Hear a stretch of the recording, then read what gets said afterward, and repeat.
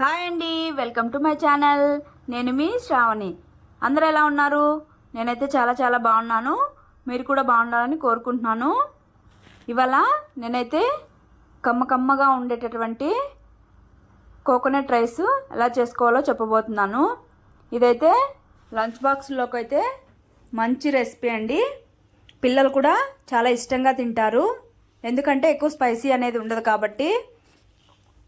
ఇంకెందుకు మరి ఆలస్యం, స్టార్ట్ చేసేద్దాం.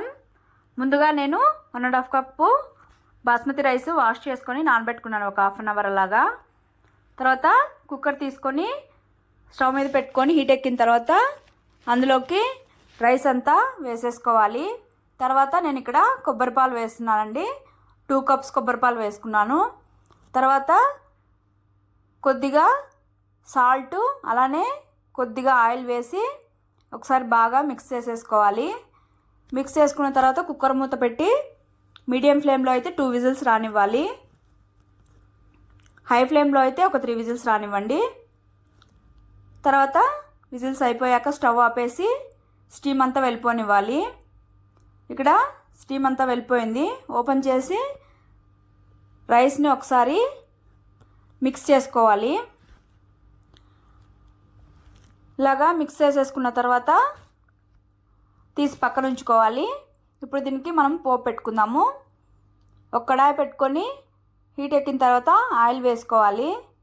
తర్వాత కొద్దిగా జీలకర్ర, అలానే కొద్దిగా ఆవాలు, కొద్దిగా మినపగుళ్ళు అండి. తర్వాత కొద్దిగా శనగబ్యాళ్ళు వేసుకోవాలి. అలానే కొద్దిగా కరివేపాకు వేసుకొని చిట్పట్లాడనివ్వాలి. ఈ పోపు అంతా మంచిగా గోల్డెన్ కలర్ వచ్చే వరకు లో ఫ్లేమ్లో కుక్ చేసుకోవాలి. ఇది కుక్ అయిన తర్వాత ఇందులోకి ఒక గుప్పెడు క్యాష్యూ నట్స్ వేసుకోవాలి. ఇవైతే ఎక్కువసేపు వేగాల్సిన అవసరం లేదండి, లైట్ కలర్ వస్తే సరిపోతుంది. తర్వాత ఒక 4 మిర్చిని సన్నగా కట్ చేసుకొని వేసుకున్నాను. అది కూడా ఒకసారి మిక్స్ చేసేసుకున్న తర్వాత పచ్చి కొబ్బరి అండి తురుముకొని వేసుకొని జస్ట్ ఒక 2 మినిట్స్ అలా ఉంచితే స్టవ్ మీద సరిపోతుంది. తర్వాత స్టవ్ ఆపేసి మనం వేసుకున్న పోపు అంతా ఈ రైస్లోకి వేసేసుకొని స్లోగా మిక్స్ చేసేసుకోవాలి. మెల్లగా తిప్పుకుంటూ మిక్స్ చేసుకోవాలండి, లేదంటే రైస్ అనేది ఆల్రెడీ కుక్ అయింది కదా, విరిగిపోతుంది.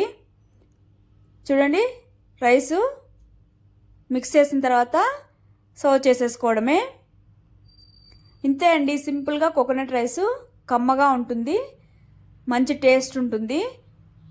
ఇంకెందుకు ఆలస్యం, మరి మీరు ట్రై చేసేసి మీకు ఎలా వచ్చిందో కామెంట్ సెక్షన్లో కామెంట్ చేయండి. Okay, bye, take care, thank you for watching.